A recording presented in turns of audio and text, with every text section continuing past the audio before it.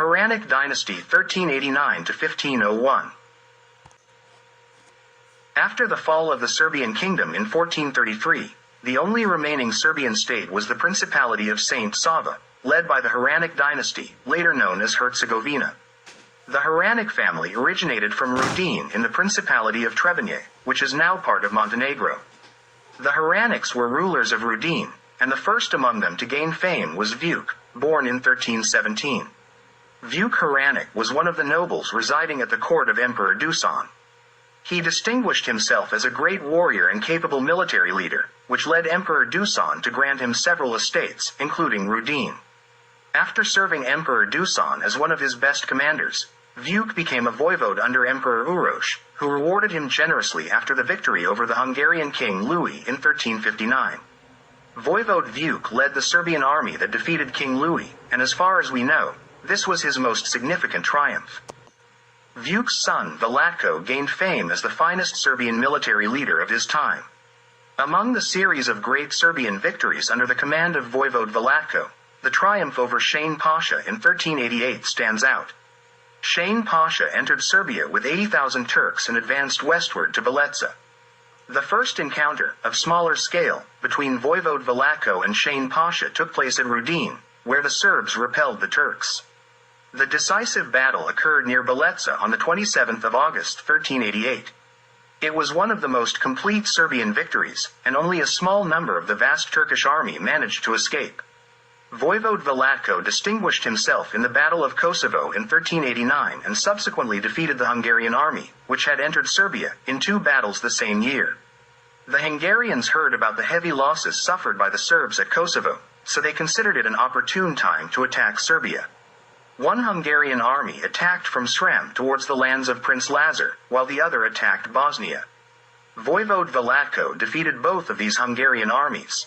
Later, he achieved several more victories against the Turks and Hungarians. In recognition of his significant contributions to Serbia, King Tvrtko I granted Voivode Vlatko the entire region of Hum as an inherited possession and the title of Grand Voivode. Vlatko's son Sandalj succeeded him and also became the finest Serbian military leader of his time. Sandal was married to the niece of Voivode Hrvoje Vachik, and the 2 voivodes were great friends until 1415. In that year, when Sandalj went to aid despot Stefan, Hrvoje seized some of Sandal's possessions, leading to a conflict between them. Despot Stefan was obsessed with the siege of Novo Brdo by Musa Kesadze, who was famous in folk songs. Musa was the son of Sultan Bayezid, and his mother was a woman from the Sultan's harem. Musa had rebelled against Sultan Mehmed I, had a sizable army, and fought on his own account. Voivode Sandalj went to aid despot Stefan and defeated Musa near Novo Brdo. Sandal was succeeded by his cousin Stefan, the son of Vukac Hranić and Jelena, born from the Nemanjić family. Stefan was born and raised in the castle of Kosasha, which earned him the nickname, Stefan of Kosasha, or Stefan Kosasha, among the people. Some also referred to him as Stefan Vachik, using his father's name. Stefan was married to Princess Anna Kantakozinos, and their daughter Katerina married King Tomase. Grand Voivode Stefan held more power and prestige than King Tomase. His state stretched from the Krka River to Ros and from Kotor to the middle of Podrinje. Stefan, the Grand Voivode, was counted among the 3 most distinguished nobles on the Helm Peninsula of that time, alongside the Turkish Sultan and Janko Sibanjani. Such great prestige led the then German Emperor Frederick III to honor him as well. In 1448, Emperor Frederick granted the title of Duke of Saint Sava to the Grand Voivode.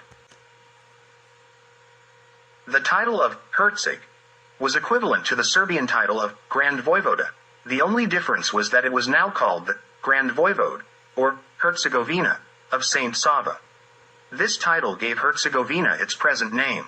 In one document, Stefan is referred to as Voivode of Saint Sava, Lord of Hum and Primorje, Grand Voivode of the Kingdom, and Knez of Dina. His state included the monastery of Milseva, and sometimes the voivode signed as the guardian of the tomb of Saint Sava. His state was mentioned as the Grand Voivodeship of Saint Sava, Voivodeship of Sava, Voivodeship of Savina, and much later as Herzegovina. In neighboring Catholic countries, it was referred to as the Herzegovina of Saint Sava, or the land of Duke Stefan.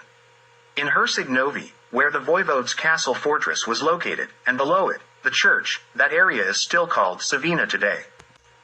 After conquering the main cities of Bosnia, Sultan Mehmed set out to conquer the Herzegovina. The voivode had well fortified all the cities and secured all the passes with his army. The Sultan besieged Blagaj, but after several unsuccessful attacks, he realized he couldn't take it. He lifted the siege and withdrew from the voivode's territory. Voivode's son Vladislav launched a counterattack against the Turks, capturing Rama with Prozor and advancing through Podrinje all the way to Srebrenica. Sultan Mehmed the Conqueror could not accept this failure in Saint Sava's land, so he spent 2 years preparing for a new attack. In 1445, he returned with a strong army and numerous cannons. Once again, he besieged Blagaj and bombarded the city walls with cannons for a long time until he finally brought them down. After capturing Blagaj with great difficulty, he attempted to attack 2 Serbian fortresses, Kluk, between Baleka and Gacko, and Majsvac near Trebinje. He couldn't conquer either of these fortresses. Then the Turks attacked Livno, where Voivode's son Vladislav was located. He managed to defend Livno from the Turks. Mehmed then withdrew to Podrinje and continued attacking the voivode's possessions in this region. After long and persistent battles, Mehmed captured the voivode's land in Podrinje. These failures of Mehmed the Conqueror in the Herzegovina and the heroic Serbian defense best illustrate the reasons for the fall of Bosnia and the collapse of the Serbian kingdom. Grand Voivode Stefan passed away in Hranić Novi on May 22, 1466. His last will was written by the Metropolitan of Mileseva in the presence of Bogomil priest Radin Gost, who was the builder of the bridge over the Neretva River. At the voivode's court, there was a permanent presence of an Orthodox metropolitan and the main Bogomil priest. The voivode provided assistance to various churches and monasteries, and he even sent aid to monks on Mount Sinai. The Grand Voivode was succeeded by his sons Vladislav and Velatko. Vladislav ruled over the northern part of the voivodeship with the title of Grand Voivode, while Velatko had control over the southern regions with his seat in Hranić Novi and Rizno. Velatko signed his name as, by the grace of God, Herzog of Saint Sava. A new Turkish attack on the voivodeship occurred in 1469, targeting the Primorje region. The Turks entered from 2 sides, killing and ravaging everything in their path. Such Turkish invasions into the Primorje were repeated almost every year.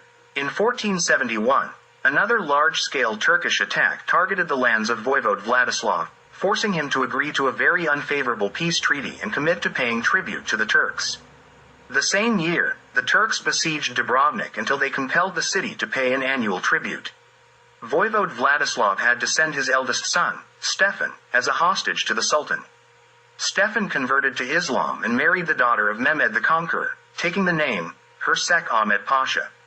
He became a prominent Turkish military leader and served as the Grand Vizier 4 times. He passed away after the conquest of Egypt in 1518. The Turkish attack on the Primorje region and throughout Dalmatia was particularly terrifying in 1475 when many Croats had to flee from Dalmatia to islands and further into Italy. The Turkish military leader Balsa Pasha, a converted Serbian noble from the Hranić Dynasty, captured the old Serbian capital of Skadar in 1478, which was then defended by the Venetians. The same Balsa Pasha devastated Dalmatia in 1480 and later, in the following year, landed with a Turkish army in Italy and began its conquest. Upon hearing about the death of Sultan Mehmed the Conqueror on May 3, 1481, and the resulting disorder around the Turkish throne, Balsa returned from Italy, and thus Italy was saved from Turkish conquest. While Balsa was in Italy, another converted Serbian, Skender Pasha, ravaged Dalmatia all the way to near Zadar. Another Serbian noble, who had switched sides to Hungary from Despotate, Zamaj Despot Vuk, attempted to liberate Bosnia in 1480 with the help of the Hungarians. When the Hungarians realized that he intended to restore the Serbian state in Bosnia, they withdrew their alliance with him. Vuk did not have enough strength on his own to complete the conquest and had to retreat from Bosnia.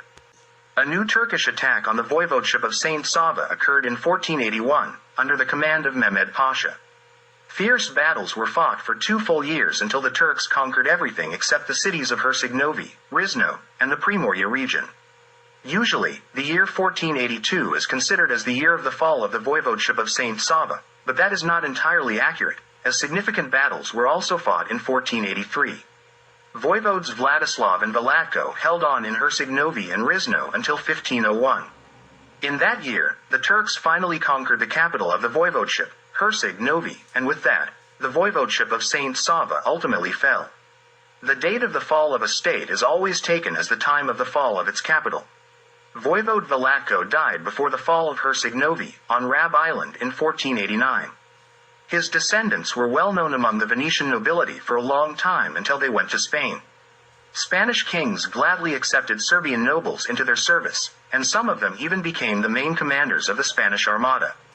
Descendants of Voivode Vladislav ended up as nobles in Moldavia.